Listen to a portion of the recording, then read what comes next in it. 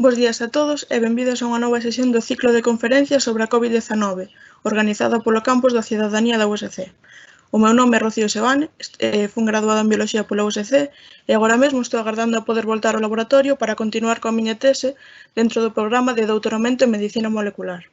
E para mí é un placer presentarvos a poñente da sesión de hoxe, a doutora Carmen Rivas. Carmen Rivas estudou e realizou a súa tese doutoral na Universidade de Santiago de Compostela dentro do Departamento de Microbioloxía. A continuación, realizou diversas estancias postdoctorais en centros punteiros de investigación tanto en Londres como na Universidade de Columbia, en Nova York. A continuación, continuou a súa carreira como investigadora Ramón y Cajal na Universidade Complutense de Madrid, onde formou o seu grupo centrado na bioloxía dos virus. Dende 2007 é científica titular do CSIC e dende fai poucos anos realiza esa función dende o Centro de Investigación en Medicina Molecular e Enfermidades Crónicas da USC, dirixindo o grupo Virus e Cáncer, dende onde recentemente publicou achados tanto sobre proteínas ribosomais e o seu papel en cancro como investigación sobre o virus do ébola. Dada a súa experiencia, hoxe falaranos sobre os virus emerxentes, nunha sesión que durará entre 20 e 30 minutos, despois da cal a doutora Carmen Rivas contestará todas as preguntas que vayan xurdindo a través da sección Preguntas e Respostas. Pasolle a palabra, polo tanto, a doutora Carmen Rivas. Hola, buenas tardes. Muchas gracias, Rocío, por tu presentación. Os voy a hacer una pequeña presentación acerca de virus emergentes con unos datos pues, muy básicos, porque es una charla bastante corta.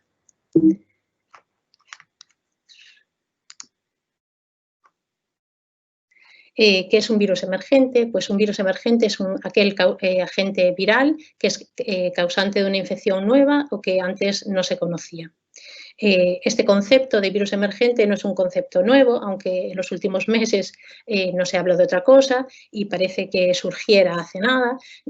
Se especula con que hace más de 11.000 años, que desde hace más de 11.000 años ya existen los virus emergentes.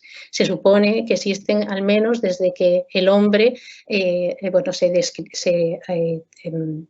empieza a trabajar el campo y existe la ganadería, que es lo que lleva a un aumento en la densidad poblacional y a favorecer la transmisión de los virus entre la población humana. ¿Cómo surge un virus emergente? Pues los virus emergentes en general surgen por un proceso que se denomina zoonosis, es decir, la transmisión de un virus a partir de un animal salvaje o doméstico al hombre. Esto sería un proceso de zoonosis. Quiere decir que un virus que normalmente se encuentra circulando solo entre animales salvajes o animales domésticos y no afecta al hombre, sufre una serie de cambios, de mutaciones que le permiten infectar al hombre. Da lugar a un nuevo virus, un virus emergente, por ese proceso que se llama zoonosis. Estos virus emergentes que surgen así, por zoonosis, no todos ellos se mantienen en las poblaciones humanas, como vamos a ver, sino que algunos son solo puntuales. Para poneros un ejemplo, para que veáis cómo los virus emergentes no es algo nuevo, sino que han existido desde hace miles de años, os voy a poner dos ejemplos de virus que todos conocemos, que forman parte, de hecho, uno de ellos forma parte habitual, está entre la población, de hecho, la mayoría de vosotros habéis padecido esta enfermedad causada por este virus, el virus del sarampión. El virus del sarampión se supone que ha surgido hace muchos años a partir de una zoonosis. En concreto, se piensa que deriva a partir de un virus de vacuno, el virus de la peste bovina. Solo como un inciso, mencionar que este virus sarampión, que este sí, por ejemplo, ha sido, obviamente hoy no es un virus emergente, lleva demasiados años con nosotros para ser un virus emergente, pero fue resultado de una zoonosis y este virus que todavía permanece con nosotros, aunque tenemos vacuna, no hemos conseguido erradicarlo, mientras que el virus del que deriva, el virus de la peste bovina, sí se ha erradicado debido al interés económico que suponía erradicarlo, porque provocaba grandes pérdidas en el ganado. Bueno, simplemente para reflexionar lo importante que es la vacunación como método de erradicación de los virus emergentes. Otro virus emergente que probablemente conocéis, pero que este ya sí hemos sido capaces de erradicarlo, es el virus de la viruela. El virus de la viruela existe desde hace más de 1000 años antes de Cristo, se cree que por lo menos se originó, porque hay restos de momias que tienen restos de lo que se piensa ya era el virus. Este virus de la viruela provocó grandes mortalidades, más de 300 y 500 millones de muertos en el mundo, era altamente patogénico. Y este virus, como os digo, fue también una zoonosis, derivó a partir de un virus vacuno también.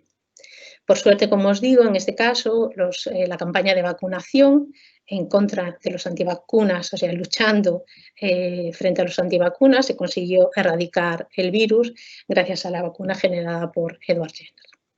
Vale, pues aparte de estos dos virus, uno ya no existe gracias a la vacunación y el otro que todavía está con nosotros, pero que ya no son virus emergentes. Además de esto, existen muchos otros virus emergentes que están surgiendo todos los días, constantemente, no es algo puntual de un momento determinado. ¿Y qué factores contribuyen a que surjan nuevos virus? Bueno, hay un montón de factores, hay algunos que son como factores muy generales, que serían, por ejemplo, la globalización, el hecho de que ahora se viaja muy fácilmente, muy rápidamente, hay mucho intercambio de población, la alteración en los ecosistemas, cambios ambientales, deforestación, etc. Por ejemplo, para que os hagáis una idea, hay un estudio en un instituto de investigación que ha evaluado posibles virus existentes en vertebrados en determinadas zonas del Amazonas y ha encontrado que hay más de, bueno, casi 200 virus allí en vertebrados.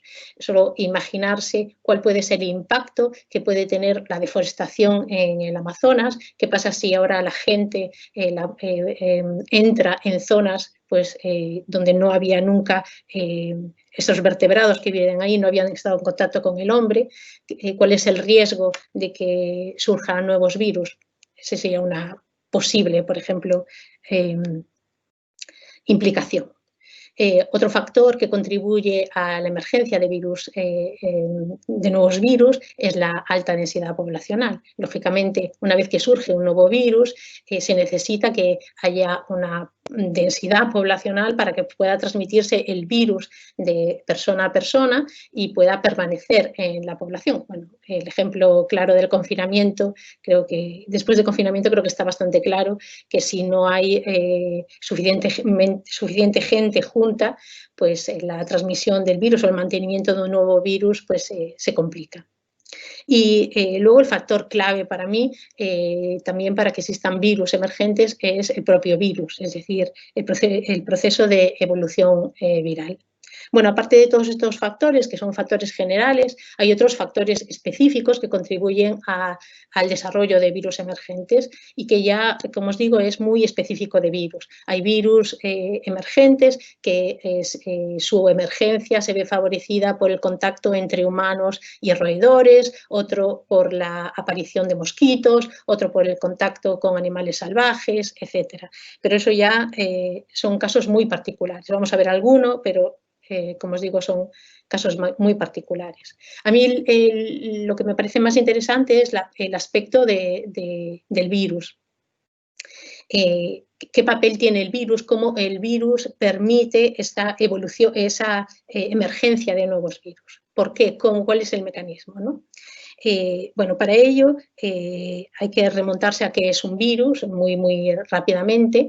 Como sabéis, un virus no es un ser vivo, puesto que depende de la existencia de un ser vivo para existir. Cuando un virus infecta una célula, bueno, para que infecte una célula primero tiene que reconocer unos receptores que hay en la membrana.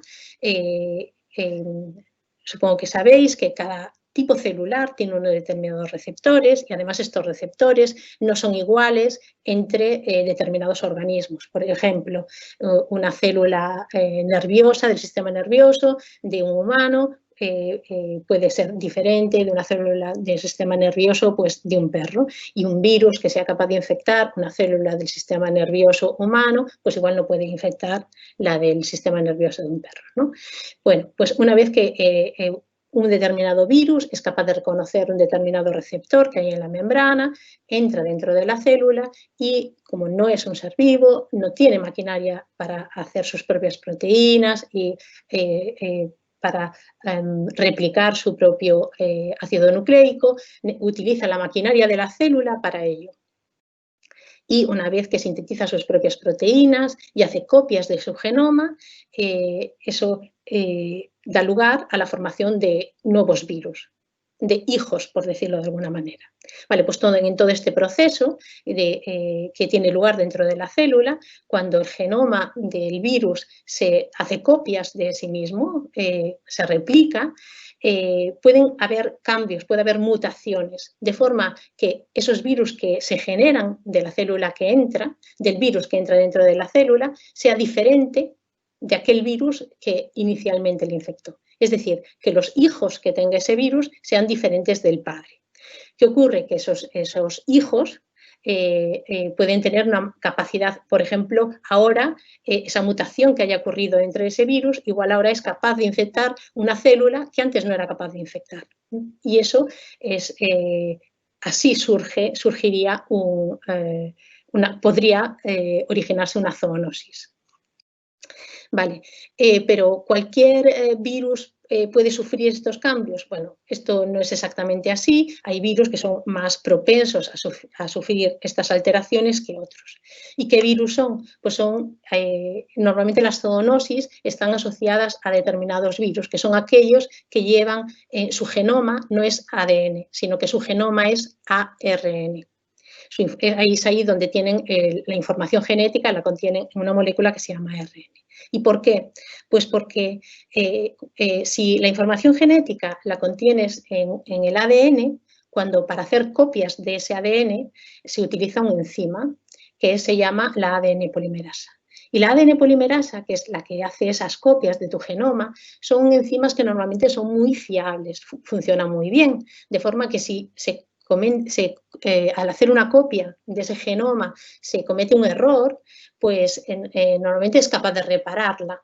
De forma que al final el resultado es que las copias son muy parecidas a la cadena parental. Sin embargo, los virus que tienen genoma ARN, para copiar el genoma, tienen que utilizar otras enzimas que se llaman ARN polimerasa.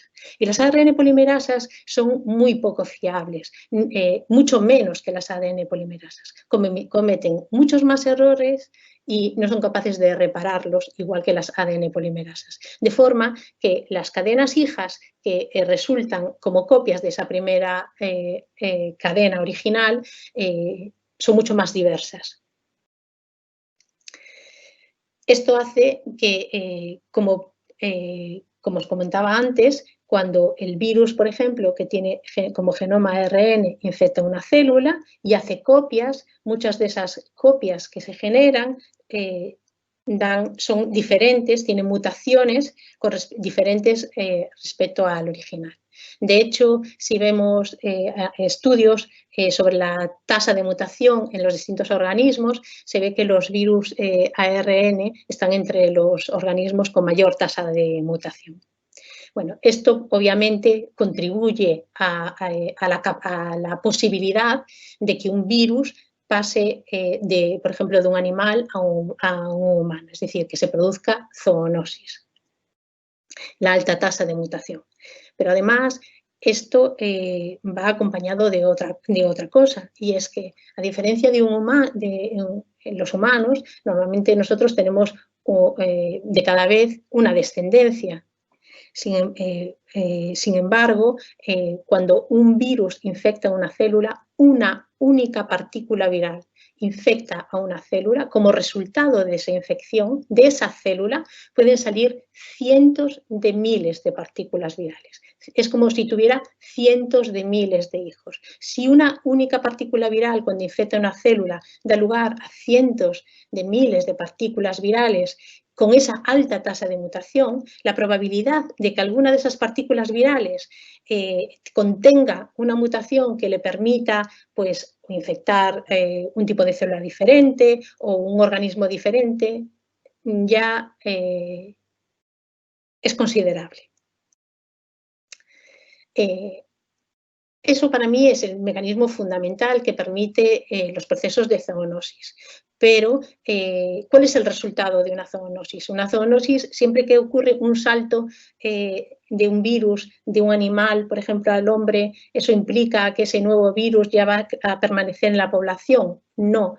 Entre otros factores, obviamente el organismo y la célula que se ve infectada por un nuevo virus, por ejemplo, no queda inerte, no responde a la infección. El virus es un parásito y la célula intenta defenderse de esa infección, tiene distintos mecanismos para defenderse, se provoca como una especie de lucha entre el virus y la célula y el organismo, de forma que como resultado de esa nueva infección puede ocurrir muchas cosas. Es un proceso, este proceso es un proceso muy dinámico, es un poco impredecible qué pasa cuando surge un nuevo virus, cuando ocurre un proceso de zoonosis, puede ocurrir muchas cosas. Puede ocurrir que el humano, por ejemplo, en el que ha surgido el virus, sea resistente a la infección, puede que incluso le provoque la muerte, pero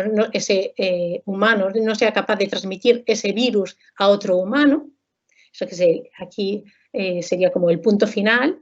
O puede que los dos, tanto virus como personas, coevolucionen, porque el virus pueda transmitirse de persona a persona, y eso lo que hace sería más o menos este esquema. Al ir transmitiéndose de persona a persona, lo que ocurre es que en cada transmisión el virus sigue evolucionando, sigue mutando, sigue cambiando, y a su vez el organismo, la célula y el organismo sigue también respondiendo o intentando responder frente a ese virus. Entonces hay virus que han pues, coevolucionado con el humano durante pues, miles de años.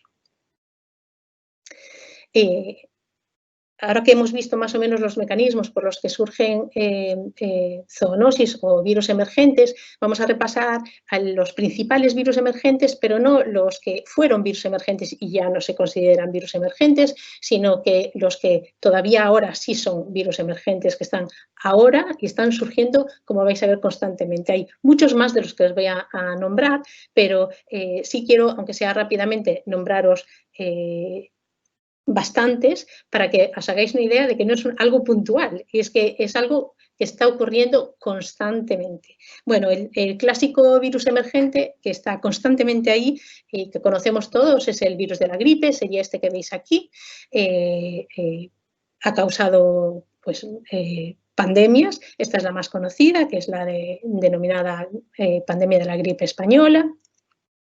Causó, como sabéis, millones de muertos en todo el mundo. ¿Y cuál es el mecanismo? ¿Por qué? ¿Cuáles son los factores que contribuyen a que el virus, específicamente el virus de la gripe, sea un virus emergente? Bueno, pues el virus de la gripe le pasa como lo que os comentaba antes. Es un virus ARN, por tanto, ya de por sí tiene una alta tasa de mutación. Entonces, tiene alta variabilidad. Pero además, este virus tiene otra característica más peculiar, y es que su genoma, en vez de ser una única cadena de ARN, son 8 segmentos de ARN. Al tener 8 segmentos de ARN, lo que ocurre es que cuando una sola célula es infectada por más de un virus diferente, puede haber lo que se llaman procesos de recombinación, es decir, como esos segmentos pueden como barajarse, de forma que el resultado final puede ser un virus que tenga fragmentos que vienen de los distintos virus que infectaron la célula. O sea, aumenta todavía mucho más la posibilidad, la variabilidad de lo que puede surgir de ahí. Así, por ejemplo, si en una misma célula es coinfectada por un virus que viene de un ave un virus de la gripe que viene de un ave y un humano, pues pueden formarse un recombinante diferente. Pero además esto puede ocurrir incluso con 3, como os digo. Así, por ejemplo, ha habido un brote en el 2016 de una cepa de influenza, el H7N9, que fue altamente patogénico. Es un factor que os voy a contar ahora, que es la patogenicidad, que es muy importante para determinar qué ocurre una vez que hay un proceso de zoonosis con ese virus emergente. Esta cepa del 2016 hubo solo 29, bueno, más o menos como 29 casos detectados en esta cepa de flu. De ellos hubo 11 muertes. Como podéis ver, la tasa de mortalidad, la letalidad del virus era enorme. Esto, a su vez, cuando es muy letal, lo que ocurre es que normalmente hay una asociación entre alta letalidad y poca transmisibilidad entre los humanos. Por suerte, porque con esta letalidad hubiera sido un desastre, ¿no? La importancia de la zoonosis en este caso queda patente porque del 83% de los casos de este brote, que hubo este brote, tuvieron contacto con aves de corral. De esta manera surgen constantemente nuevas cepas de influenza. Esta es otra de las cepas que surgió, la H1N1, y en este caso, en vez de derivar de gallinas, en este caso, el virus pasó primero por cerdo y fue a través de una recombinación entre humano, aviar y cerdo que se generó esta nueva cepa. Entonces, esto que ocurre con la gripe, vais a ver que es lo que suele ocurrir con todos los virus emergentes. Normalmente hay una asociación, cuanto más virulento, menos posibilidad de transmisión entre personas, y cuanto menos virulento, la posibilidad de transmisión suele ser mayor. Esta amplia variabilidad que os digo que ocurre en influenza, por todo lo que os he comentado, es también la causa por la que, aunque existe vacuna para el virus de la gripe, como sabéis, la vacuna es distinta cada año. O sea, la vacuna contra la gripe de este año probablemente no me sirva para el año que viene, etcétera. Y eso la razón es esa, porque está cambiando constantemente. Lo ideal sería tener una vacuna universal. Se está intentando conseguirla, un grupo del Mount Sinai en Nueva York, pero bueno, todavía están en ello. A ver si lo consiguen. Pero sería la única forma de poder erradicar realmente este virus, porque el virus está, no lo he dicho, el virus está permanentemente en la naturaleza, fundamentalmente en aves salvajes, en aves silvestres, de forma que el contacto, fundamentalmente para la transmisión el resurgimiento de virus emergentes del virus de la gripe, el contacto con aves, con gallinas o patos, etcétera, es fundamental. Además del contacto con aves, un factor determinante es el contacto también con cerdos.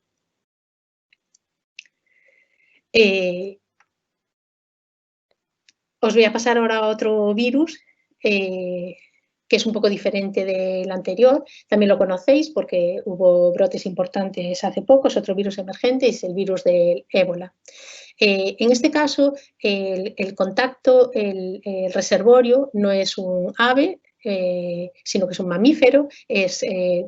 O se cree que es el murciélago, y a través del murciélago, bien por contacto con el murciélago o bien con contacto con otros animales salvajes, que pueden ser simios, o también se ha encontrado el virus en puercoespines, en antílopes y en algún otro animal, pues por contacto con sangre o líquidos provenientes de estos animales, pues el virus puede pasar al humano. Ha habido varios brotes en distintas partes de África, aunque afecta fundamentalmente a distintas zonas de África. Como sabéis, también ha llegado afuera de África, básicamente son casos importados, como el que tuvimos aquí en España. Y eso, bueno, esa es la razón por la que aquí no le damos casi importancia, porque como a diferencia del coronavirus parece que nos afecta a todo, pues le damos importancia, pero el ébola lo vemos como mucho más lejano, dado que es con contacto con animales salvajes. Bueno, esto es una gráfica que muestra cómo estos brotes de ébola son cada vez más frecuentes, probablemente relacionado con cambio climático, desertización, etcétera. Aquí no aparece en los últimos brotes. El último, hace todavía una semana, hubo un paciente del último brote que duró más de un año. Este virus emergente, es de esos virus en los que se llama como de punto final, porque cuando al menos lo que se cree hoy mismo, es que cada brote resulta de un proceso de zoonosis diferente, porque el virus es tan patogénico que puede provocar 75% de mortalidad, o sea, altamente patogénico, de forma que lo que se piensa es que cuando surge de repente un nuevo brote, es el resultado de un nuevo contacto de una persona pues con carne o líquido, sangre, etcétera, infectada, contaminada con el virus. No es por transmisión, no es que el virus esté dentro de la población, se mantenga dentro de la población y esté circulando dentro de la población. Y como veis, suele haber una relación entre estos virus que no circulan en la población con la alta patogenicidad del virus. Como digo, el virus del ébola nos parece que nos queda muy alejado, parece que nunca nos va a llegar, pues porque está promovido por contacto con animales salvajes. Entonces voy a poner algún ejemplo que podáis ver más cercano, es el hantavirus. El hantavirus es muy famoso en Estados Unidos porque todos los años hay casos de mortalidad. Es un virus también altamente patogénico, suele provocar mortalidad y siempre hay algunos casos de muertos todos los años en verano por excursionistas que van al Parque Yosemite. Este hantavirus es un virus que se encuentra normalmente en roedores.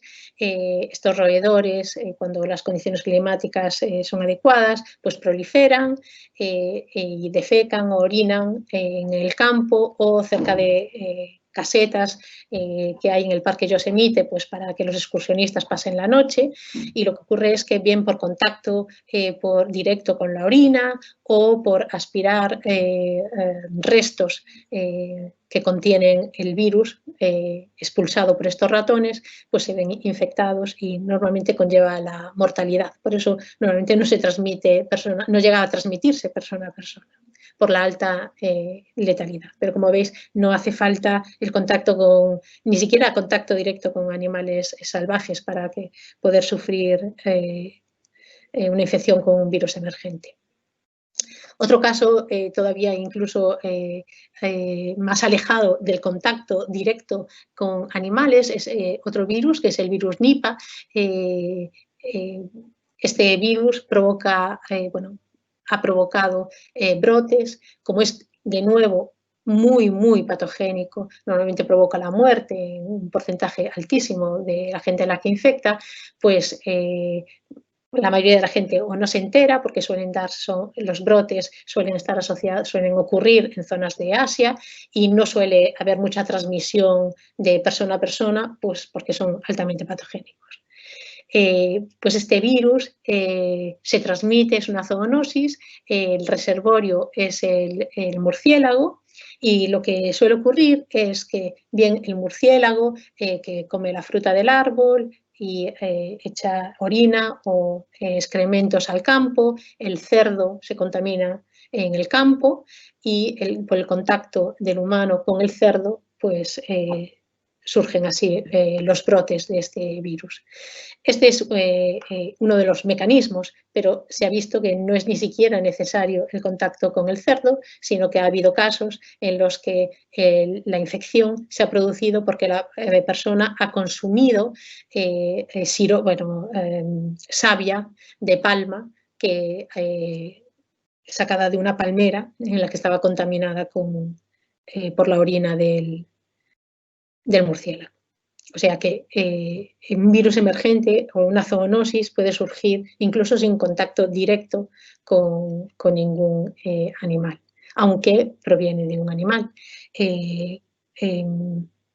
Hay muchos más ejemplos, como suelen estar asociados, como digo, a mortalidades muy altas, suelen ser brotes pequeños.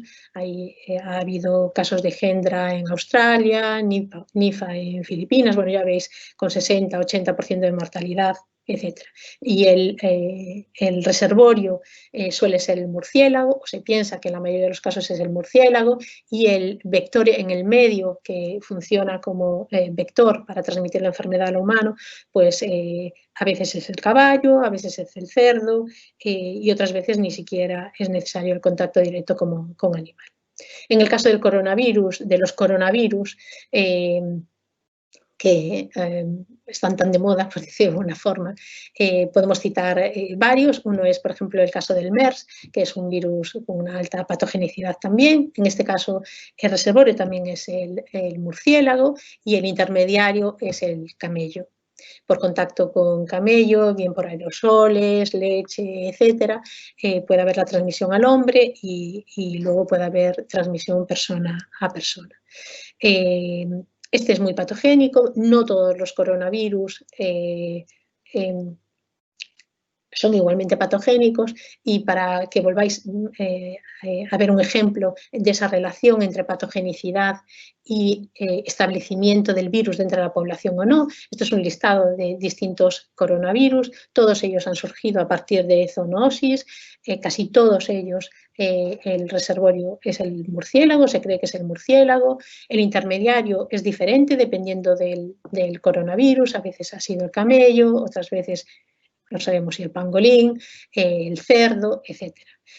Pero el resultado, el virus que ha emergido ahí es diferente, con patogenicidades muy diferentes. Y esto ha sido, realmente es un factor crucial para que esté entre nosotros o no. Por ejemplo, si veis ahí en el listado, el coronavirus 229E, por ejemplo, o el NL63, son coronavirus que están circulando entre la población de forma normal. Provoca infecciones, pues normalmente sin mucha relevancia, como resfriados, y eso ha permitido que circulen entre los humanos de forma normal. Mientras que, por ejemplo, en el caso del MERS, los brotes que se dan, por suerte, normalmente no se dispersan entre la población, porque la patogenicidad suele ser muy elevada. Y ya por último, si pensáis que todos estos casos de zoonosis aún así os quedan muy alejados, porque bueno, implican normalmente contacto con animales o con los que no estás en contacto, existe otro tipo de zoonosis que cada vez nos acecha más y que la tenemos ya mismo y la tenemos aquí, que son aquellas zoonosis que necesitan un vector para transmisión, un artrópodo, que puede ser un mosquito, una garrapata, etcétera, un chinche, etcétera. Y estos virus que se transmiten con insectos, con insectos o con vectores, se llaman arbovirus. Y tienen distintos ciclos, o sea, son virus que normalmente se encuentran en animales salvajes. Y bien el mosquito, bien la garrapata, lo pasa de un animal a otro. Eso se llama el ciclo selvático del virus. Cuando un animal doméstico o cuando el hombre de alguna forma irrumpe en el medio de ese ciclo selvático, si el mosquito, por ejemplo, que transporta el virus, pica al hombre y ese hombre se va a la ciudad donde hay una masa, una densidad poblacional elevada, puede introducir ese virus dentro de la población y puede hacer que ese virus empiece a circular y cause graves problemas dentro de la población. Bueno, pues estos arbovirus hay un montón de ellos y debido fundamentalmente al cambio climático, los vectores que transmiten estos virus cada vez primero estaban reducidos en zonas muy concretas del planeta, ahora cada vez estas zonas se han ido ampliando. Los mosquitos que transmiten muchos de estos virus ya se encuentran en España desde hace tiempo. En Europa ya hay algún caso de virus emergentes transmitidos por estos vectores, y en España os voy a mostrar también alguno de ellos. Para ir acabando, ya voy un poco justilla de tiempo, simplemente mencionar algunos de estos arbovirus. Uno es el virus de la fiebre amarilla, que bueno, causó graves problemas en Panamá, en Filadelfia, pero también más cercanos en Barcelona, en el año 1821, por mosquitos que trajo, se piensa que fueron mosquitos que traía un barco que provenía de África y que causó grandes mortalidades en Barcelona. Por suerte, para la fiebre amarilla tenemos vacuna. Pero hay otras enfermedades transmitidas por vectores para los que no tenemos vacunas, y es el caso de la fiebre hemorrágica de Crimea-Congo. Aunque tiene ese nombre, la fiebre hemorrágica de Crimea-Congo, la tenemos en España, es transmitida por garrapatas. Tanto la garrapata como el virus se ha detectado en determinadas zonas del campo en España. De hecho, hemos tenido casos de mortalidad. Ha habido gente que algunos casos de personas que han ido a pasear al campo, han sido picados por una garrapata y, bueno, de hecho, ha fallecido. Como pasa con todas estas enfermedades hemorrágicas, son enfermedades la tasa de mortalidad es muy elevada, y lo que hace, por suerte, es que no normalmente, llega a contagiarse la persona que está muy en contacto directo, por ejemplo, el personal sanitario en contacto con el paciente, pero no suele haber grandes brotes y no suele permanecer dentro de la población. Bueno, en resumen, como podéis ver, estos son solo algunos de los virus emergentes que han surgido y están surgiendo constantemente,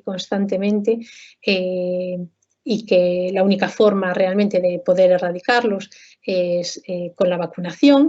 Mientras no tenemos vacuna frente a todas estas enfermedades, pues lo único que podemos hacer es prepararnos para una variante pues cada cierto tiempo. Y nada más, muchas gracias y espero vuestras preguntas. Quería dar las gracias a la doctora Carmen, é sempre un honor poder, é sempre un agasallo poderte escoitar, falar con esa paixón de ciencia. Quería vos comentar que xa podedes comezar a facer as preguntas no apartado de preguntas e respostas, pero gustaríame comezar a min. Comentabas que a vacina para a gripe é moi difícil de conseguir por a propia natureza do virus, pero para outros casos, como o do virus do ébola, comentábase que existe unha vacina moi efectiva. Quería saber se isto é certo, que sabes ao respecto. El problema con el virus del ébola, son muchos, pero uno es que se da en regiones normalmente que es con problemas para seguir las infecciones y con problemas sanitarios, etc. Luego, el otro problema es que no hay un número suficiente de casos ni... Lo que quiero decir es que es muy difícil saber si una vacuna realmente es efectiva o no. Ha habido varios prototipos de vacuna del ébola. Hay algunas que, al menos en ensayos animales, parece que podrían ser efectivos. Pero bueno, si hay alguna 100% efectiva, yo no me atrevería a decir que realmente la hay. No hay condiciones idóneas para testarla. Yo creo que ese es el problema, básicamente. Pero bueno.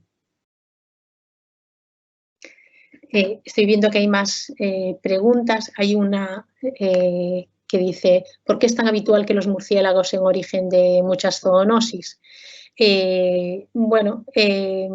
Se está estudiando realmente ahora. Se cree que normalmente los murciélagos, una de las cosas es que los murciélagos no suelen padecer la enfermedad, o sea, actúan de reservorio, son mamíferos, actúan de reservorios de los virus, pero no sufren la enfermedad, con lo cual Se piensa también que su sistema inmune funciona diferente. Bueno, la verdad es que yo creo que se está trabajando sobre ello. La razón exacta no se conoce. Estoy viendo que hay otra pregunta y dice: boa tarde, enhorabuena por la conferencia, gracias organizadoras por lo seu labor. Voy a intentar ir a la pregunta en concreta.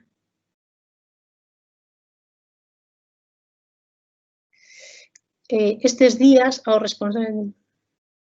responsables de seguridade alimentaria das empresas alimentarias estánnos bombardeando con kits de análisis para o COVID-19, kits para alimentos, superficies de traballo, etc. Que hai de certo na transmisión deste virus nos alimentos ou superficies de contacto? Bueno, con respecto a esta pregunta, me parece moi interesante porque bueno, obviamente tengo que empezar diciendo que con este virus todo, bueno, lo que hoy se opina, pues mañana igual nos retractamos porque estamos aprendiendo día a día, pero hasta ahora nos han dicho lavarse las manos, bueno, dentro de las medidas nos han reiterado todo el rato, porque una de las cosas que se pensó es que el virus, dada la alta tasa de transmisión que hay dentro de la población, se pensó que se transmitía por fomites, que es decir, pues a través de, pues eso, el contacto, por ejemplo, entre superficies, eso se llama, son transmisión por fomites, ¿no? Si uno toca, pues la manilla que está infectada, etcétera. Pero, pues hace, no sé, menos de una semana, unos días, salió una publicación en la que dicen que con los estudios hechos no hay ningún dato científico que avale que realmente se transmite por fomites. O sea, hoy por hoy tenemos datos científicos que demuestran, podemos verificar, asegurar que se transmite por la saliva, por las gotitas estas, cuando se habla. Pero la transmisión a través de fomites, de tocar superficies, etcétera, contaminadas, no, a ver, no podemos decir, siendo un científico, uno nunca dice 100% seguro que no es por fomites, imposible, no, nunca, si se lo oyes a alguien, pues nunca no va a ser un científico el que lo diga así asegurándolo 100%. Pero desde luego no hay ningún dato científico que permita asegurar que es por fomites. Entonces, esa es la primera pregunta. Luego dice: ¿temos que preocuparnos en analizar estes parámetros? Hombre, si uno no tiene certeza, no tiene ninguna evidencia, diría, no tiene ninguna evidencia científica de que realmente hay algún tipo de transmisión a través de fomites, de contacto con cosas, a mí me parecería innecesario. Luego, claro, todo el que está al mando, pues siempre prima la precaución, no por sí. Para mí, si no hay una demostración clara, pues probablemente yo no lo exigiría, pero no sé. Luego dice: son medidas de higiene habituais na industria alimentaria de abondo para manternos no nivel axeitado de seguridade. Bueno, yo creo que en los últimos años la seguridad a nivel alimentario en la industria alimentaria yo creo que es de lo más segura que hay. Así que ahora, que este nuevo coronavirus implicaría, por causa de este nuevo coronavirus, tenemos que meter un factor más en esta seguridad. Pues lo que digo, yo, a mí, hoy por hoy, con los datos que tenemos, no me parece necesario. Pero bueno, supongo que el que pone las normas, espero que se base en datos científicos. ¿Cuál es la posible incidencia de estas zoonosis en otras enfermedades como el cáncer u otras crónicas? Pues no lo sabemos, pero a ver, hoy por hoy sabemos que el 20% de los cánceres, por lo menos el 20% de los cánceres están causados por virus. Sabemos que los virus son un factor determinante para, bien directo o indirecto, o un cofactor. A veces no es el cofactor directo, pero es un cofactor para el desarrollo de cáncer.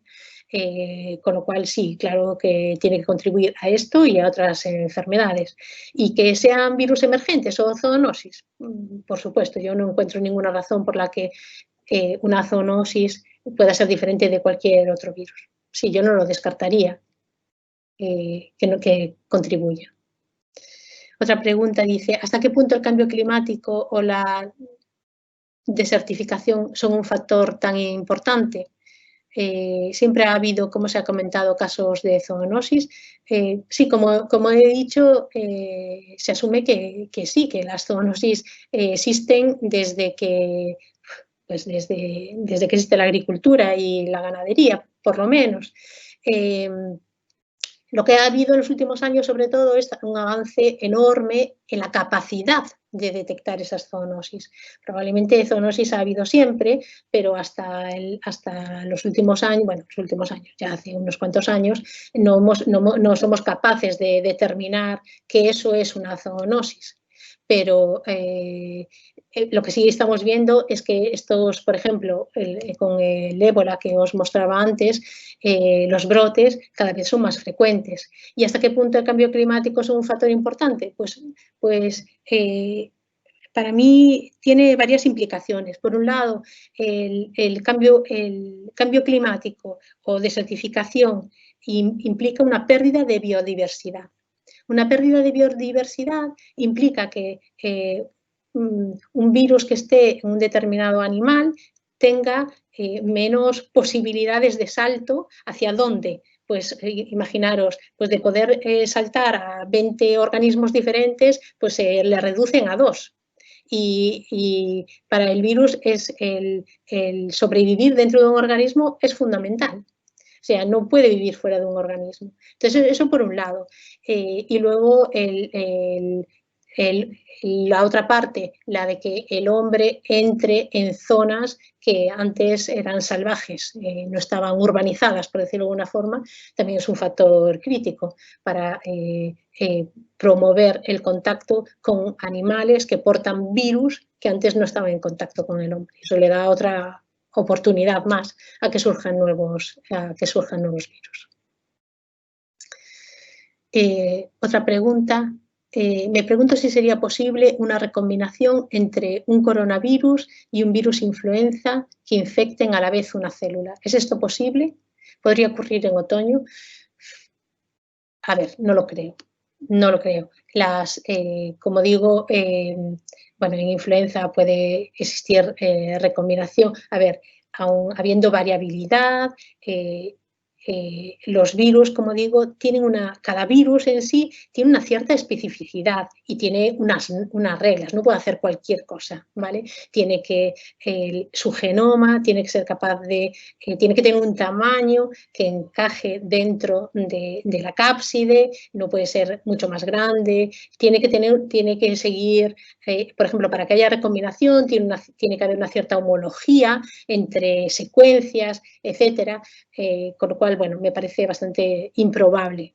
Como dije antes, nunca voy a decir 100% imposible, pero lo veo muy improbable.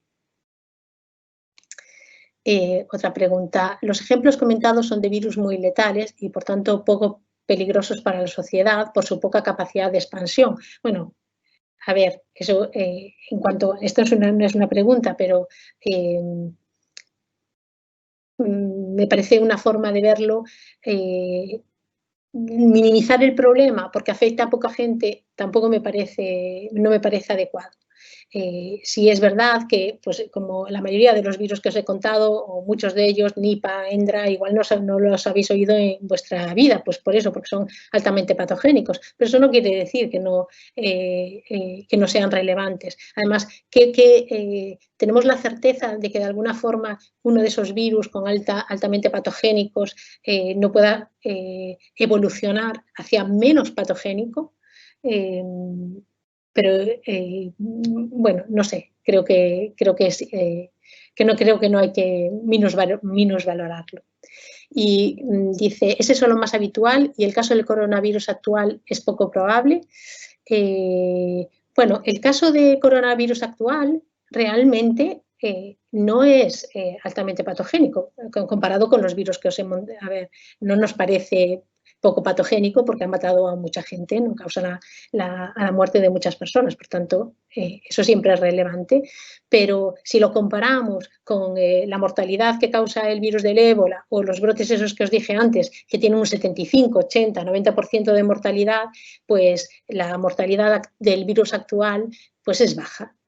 Aún así, afecta sobre todo a un grupo determinado, es alta en un determinado grupo de gente.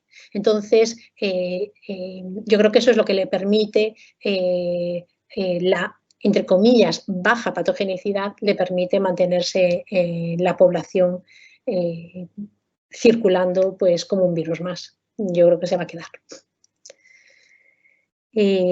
Otra pregunta, dice, comentabas que en el Mount Sinai están buscando una vacuna que pueda ser general para todas las variantes del virus de la gripe. ¿Cómo se podría desarrollar una vacuna que protegiese frente a un virus tan mutagénico?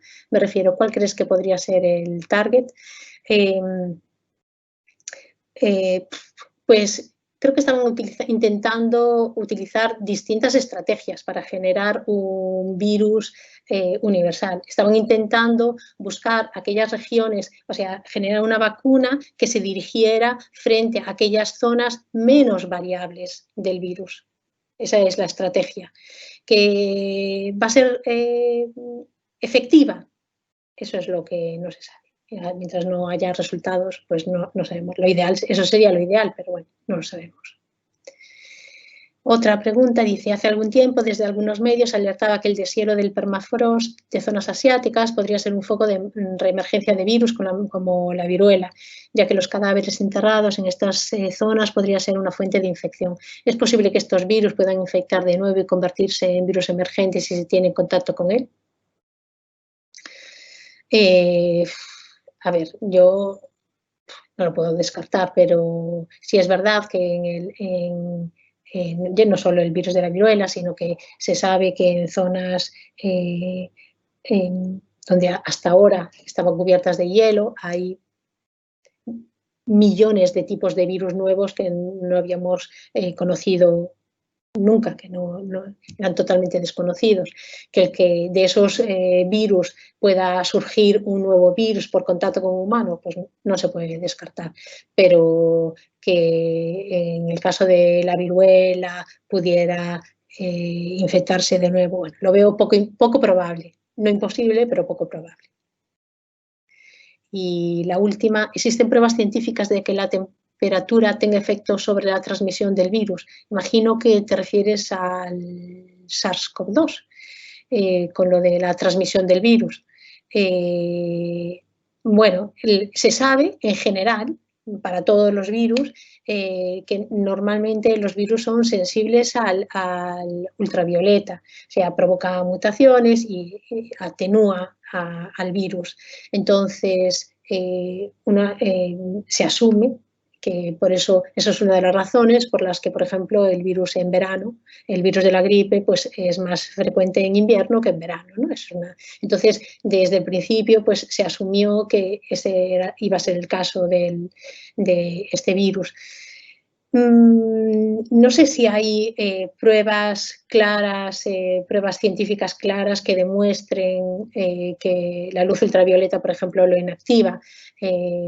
Imagino que igual no es en el grado esperado, pero bueno, yo sí esperaría cierto efecto por lo menos.